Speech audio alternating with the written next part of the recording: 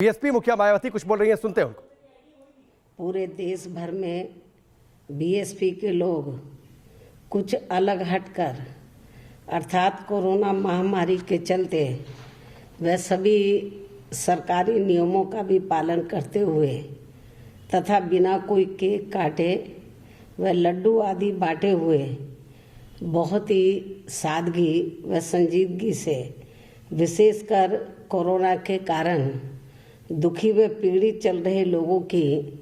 थोड़ी बहुत मदद करने के खास उद्देश्य से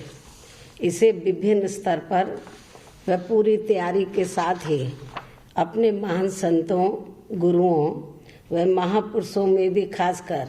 महात्मा ज्योतिराव फूले, छत्रपति शाहू जी महाराज, नारायणा गुरु, बाबा साहब डॉक्टर भीमराव अंबेडकर एवं मान्यवर श्री कांशीराम जी आदि की सर्वजन हिताय व सर्वजन सुखाय की नीतियों पर आधारित उनकी मानवतावादी सोच व मूवमेंट को ध्यान में रखकर इसको जन कल्याणकारी दिवस के रूप में ही मना रहे हैं। जिनके बताए हुए रास्तों पर चलकर ही मैंने उनकी इसी सोच व मूवमेंट को आगे बढ़ाने के लिए अपनी पूरी जिंदगी भी समर्पित की है और इसी धारणा के तहत ही मेरे जन्मदिन को मनाने के मौके पर हर वर्ष बीएसपी के लोग अपने अपने क्षेत्रों में तथा अपनी आर्थिक सामर्थ्य को देखते हुए सर्व समाज में से विशेषकर गरीब, कमजोर, लाचार, असहाय व अन्य अति जरूरतमंद लोगों की विभिन्न रूपों में मदद भी करते हैं, जिसकी इस बार खासकर कोरोना महामारी के चलते ऐसे लोगों की आर्थिक मदद करने की काफ़ी सख्त ज़रूरत भी है। वैसे भी समाज में विशेषकर गरीब, कमज़ोर व उपेक्षित वर्गों के हित व कल्याण के लिए हमेशा हमारी पार्टी अति गंभीर, तत्पर, संवेदनशील, ईमानदार व संघर्षरत रहती है, जिसके मुताबिक चलकर ही बीएसपी ने यूपी में 4 बार अपने नेतृत्व में यह सरकार भी चलाई है। लेकिन ये सब यहाँ जातिवादी, पूंजीवादी व संकीर्ण मानसिकता रखने वाली विपक्षी पार्टियों को अच्छा नहीं लगा और फिर इन्होंने यहाँ बीएसपी के विरुद्ध अंदर अंदर एक होकर वह किस्म किस्म के साम, दाम, दंड भेद आदि अनेकों हथकंडे इस्तेमाल करके हमारी पार्टी को आगे सत्ता में आने से रोका है। और अब तो ये विरोधी पार्टियां षड्यंत्र के तहत खासकर कमजोर वर्गों में से स्वार्थी किस्म के लोगों की खरीद फरोख्त करके वह पर्दे के पीछे से उनके जरिए अनेकों संगठन एवं पार्टियां आदि बनवा के तथा अपने फायदे के हिसाब से चुनाव में उनके उम्मीदवार उतार कर इनका अर्थात कमज़ोर वर्गों के लोगों का वोट बांटने में लगी हुई हैं ताकि बीएसपी के उम्मीदवार सफल ना हो सके। और फिर ये पार्टियां अंग्रेजों की फूट डालो राज करो की नीति की तरह ही हमेशा यहाँ कमज़ोर व उपेक्षित वर्गों के ऊपर राज करके इनका शोषण व उत्पीड़न आदि करती रही हैं। लेकिन इनके इस हथकंडे को भी बीएसपी के लोगों को कामयाब नहीं होने देना है, बल्कि अपनी फिर से यहाँ खुद की सरकार बनाने के लिए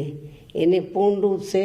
आशावादी बनकर व इसके जवाब में इनको अपने कमज़ोर एवं उपेक्षित वर्गों के वोटों को किसी भी कीमत पर बंटने व बिकने नहीं देना है।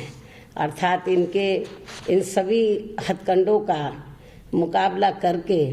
इन वर्गों को पुनः यहाँ सत्ता हासिल करना है। तभी यहाँ सर्व समाज में से खासकर गरीब, दलित, आदिवासी, पिछड़ा वर्ग, मुस्लिम व अन्य धार्मिक अल्पसंख्यक समाज के लोगों की सामाजिक एवं आर्थिक स्थिति में तथा साथ ही किसान, मजदूर, व्यापारी एवं अन्य मेहनतकश लोगों की भी दयनीय स्थिति में काफ़ी कुछ सुधार व बदलाव आ सकता है। और इसके लिए बीएसपी के लोगों को पूर्ण रूप से आशावादी बनकर व खासकर सन 2003 के अपने खुद के अनुभवों से भी काफ़ी कुछ प्रेरणा लेकर इन्हें पुनः यहाँ सत्ता में वापस आना है, जिसके बारे में यहाँ मैं ये बताना जरूरी समझती हूँ कि सन 2002 में जब बीएसपी के नेतृत्व में बीएसपी व बीजेपी की संयुक्त सरकार बनी थी, तो तब कुछ समय के बाद ही सन 2003 में जब हमें बीजेपी की शर्तों से ये लगा कि इनके साथ मिलकर लोकसभा का आम चुनाव लड़ने से हमारी पार्टी की नीतियाँ काफ़ी कुछ गड़बड़ा सकती हैं, तो तब फिर मैंने उस समय अपनी पार्टी व मूवमेंट के हित में लगभग 16 महीनों की चली सरकार के दौरान ही अपने मुख्यमंत्री के पद व अपनी सरकार को खुद ही छोड़ दिया था। तो तब उस समय हमारी पार्टी के लोग काफ़ी निराश हो गए थे, लेकिन जब मैंने उनको ये समझाया, पार्टी के कैडर को ये समझाया कि राजनीति में कुर्सी व सत्ता बड़ी नहीं होती है, बल्कि उससे बड़ी पार्टी व उसकी नीतियाँ एवं सिद्धांत होते हैं, और इस मामले में हमें अपने संतों, गुरुओं व महापुरुषों के संघर्षों से भी काफ़ी कुछ सबक सीखना चाहिए। तो तब फिर उस दौरान हमारी पार्टी के लोग धीरे धीरे अपनी निराशा को छोड़कर व आशावादी बनकर यहाँ के लिए अपने बलबूते पर अपनी सरकार बनाने के लिए पूरे जी जान से जुट गए थे, जिसके कारण फिर सन 2007 में बीएसपी की अकेले अपने बलबूते पर ही खुद की सरकार बन गई थी। कहने का तात्पर्य ये है कि हमें राजनीति में कुर्सी व सत्ता के लालच में आकर अपनी पार्टी की नीतियों व सिद्धांतों से कभी भी अलग नहीं होना है, बल्कि इनको प्राथमिकता देते हुए ही हमें आगे बढ़ना है। ना ही कभी निराश होकर इधर उधर भटकना है, बल्कि पूर्ण रूप से आशावादी बनकर सन 2007 की तरह ही फिर से यहाँ सत्ता को प्राप्त करना है। और अब मेरा यही कहना है कि यदि बीएसपी के लोग मेरी इन सभी बातों पर अमल करते हुए अपनी पार्टी को सन 2007 की तरह पुनः यहाँ सत्ता में लाते हैं, इसके साथ ही देश के अन्य सभी राज्यों में भी पार्टी को यूपी की तर्ज पर आगे बढ़ाते हैं, तो फिर ये ही इनका मेरे जन्मदिन के लिए खास तोहफा भी होगा। इतना ही नहीं, बल्कि आज मैं अपने जन्मदिन के खास मौके पर केंद्र सरकार से कुछ आग्रह भी करना चाहूँगी, जो ये है कि दिल्ली में किसान काफ़ी लंबे समय से अपनी मांगों को लेकर जबरदस्त आंदोलित है, और उनकी मांगों को लेकर किसानों व केंद्र सरकार के बीच में कई बार वार्ता भी हो चुकी है, जो अभी तक नाकाम रही है, और आज भी इनकी वार्ता होने वाली है, जिसको लेकर हमारी पार्टी आज पुनः ये अनुरोध करती है कि केंद्र सरकार को अब इनकी सभी मांगों को, जिसमें 3 कृषि कानून वापस लेना खास है, तो इनकी सभी मांगों को मान लेना चाहिए, तो ये बेहतर होगा, क्योंकि किसान अपने हित व अहित को अच्छी प्रकार से समझते हैं। इसके साथ ही यहाँ हमारी पार्टी का केंद्र सरकार से ये भी कहना है कि देश में कल से कोरोना टीकाकरण का अभियान शुरू हो रहा है, जिसका बीएसपी स्वागत भी करती है, लेकिन इसके साथ ही यहाँ हमारी पार्टी का ये भी विशेष अनुरोध है कि केंद्र की सरकार ये कोरोना वैक्सीन पूरे देश के आम लोगों को फ्री में ही दे, तो ये उचित होगा। और यदि केंद्र की सरकार हमारे इस विशेष अनुरोध को स्वीकार नहीं करती है, तो फिर ऐसी स्थिति में देश की सभी राज्य सरकारों को इन्हें ये सुविधा फ्री में ही देनी चाहिए। ये भी हमारी पार्टी का सभी राज्य सरकारों से विशेष अनुरोध भी है, और इस मामले में मैं खासकर यूपी के लोगों को एडवांस में ही आज ये भी विश्वास दिलाना चाहती हूँ कि यदि केंद्र व यूपी की वर्तमान भाजपा सरकार भी यहाँ के आम लोगों को ये सुविधा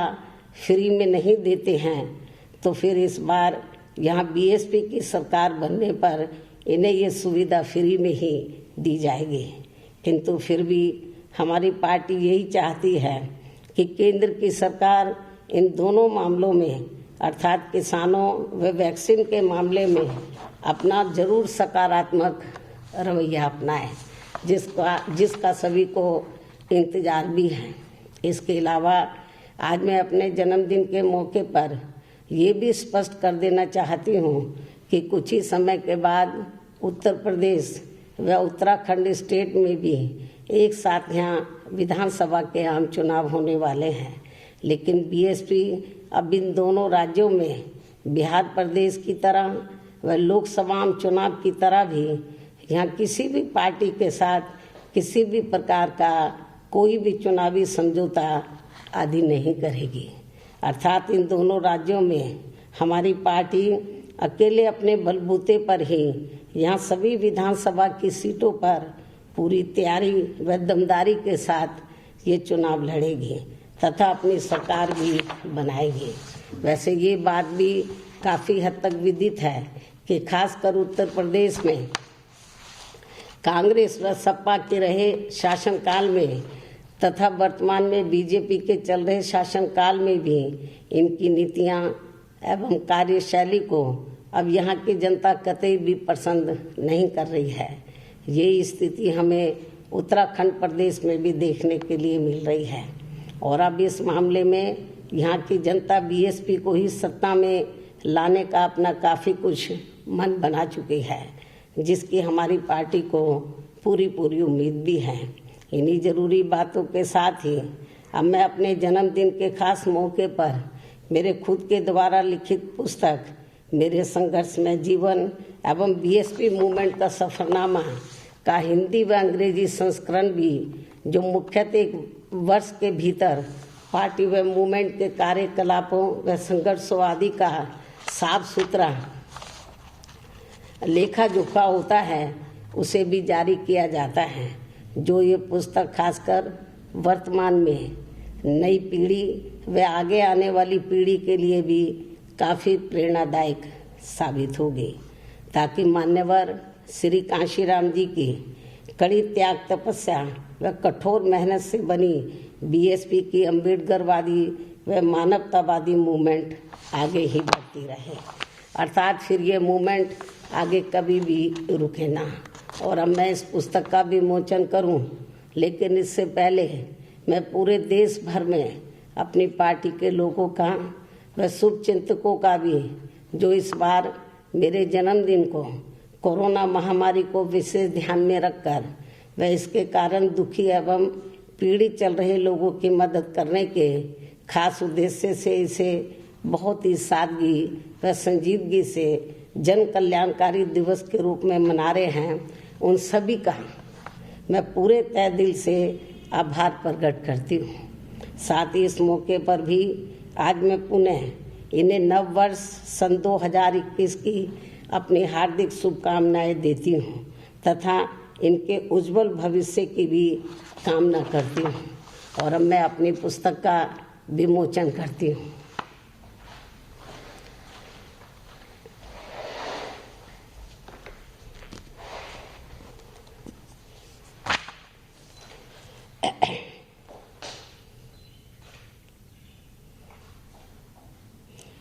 ये हिंदी संस्करण है।